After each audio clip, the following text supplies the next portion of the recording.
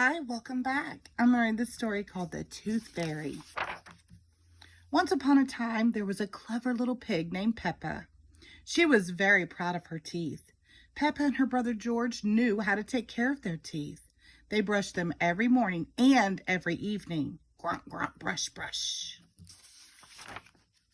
Peppa and George loved playing dentist. Peppa would pretend to be the dentist and George would be her assistant.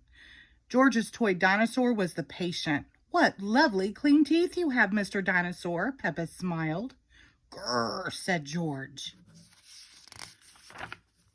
One day, after playing their dentist game, Peppa and George were eating their dinner. Suddenly, something fell onto Peppa's plate. Clatter, clatter. It made Peppa jump. "What's that?" she asked. "Ho, ho, it's a tooth," Daddy Pig laughed. "But where is it from?" asked Peppa. "Why don't you look in the mirror?" said Mummy Pig. Peppa looked. She had a big gap in her teeth. "Oh no!" Peppa cried. "Do we need to go see Dr. Elephant?" "Ho, ho, ho! No," said Mummy Pig. "It's just a baby tooth. It's meant to fall out." "A baby tooth? What's that?" asked Peppa. "A baby tooth is a tooth that falls out when you're young," explained Mummy Pig. "A new one will grow in its place." "What should I do with my baby tooth?" asked Peppa. "If you place it under your pillow, the tooth fairy will come.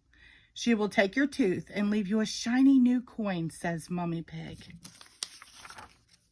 That evening, while Peppa watched television with her family, she kept thinking about the tooth fairy. "When I grow up, I want to be a tooth fairy," says Peppa. Daddy Pig chuckled. "What about you, George?" asked Daddy. George pointed at the dinosaur. "Dinosaur," he growled. "Hee, hee, hee." "Come on, George," shouted Peppa. "We don't want to miss the tooth fairy." They both ran up the stairs to get ready for bed.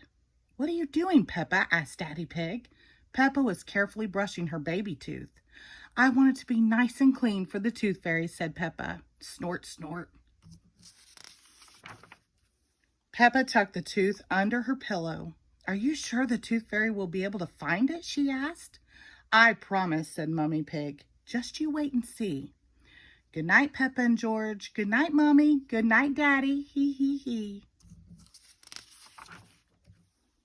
"I'm going to wait up all night for the tooth fairy," Peppa said. "George, let's not go to sleep." George smiled and nodded. Peppa waited and waited. She could hear something. "Is that the tooth fairy?" Peppa wondered. "George," she whispered, "did you hear that? Can you see the tooth fairy?" She climbed down to look at George. He was fast asleep. It was him making the noise. "I am much better at staying awake than George," Peppa sighed.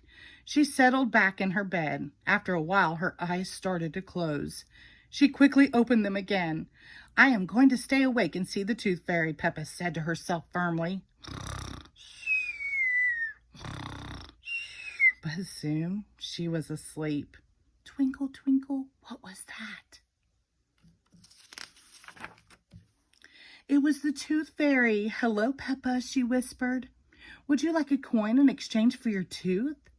The tooth fairy gently took Peppa's tooth out from under the pillow and put a shiny coin in its place.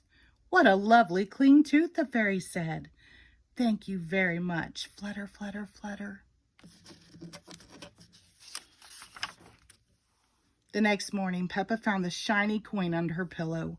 "Mommy, the tooth fairy did come after all," she shouted, jumping up and down. "Oh, I wish I had seen the tooth fairy," Peppa sighed.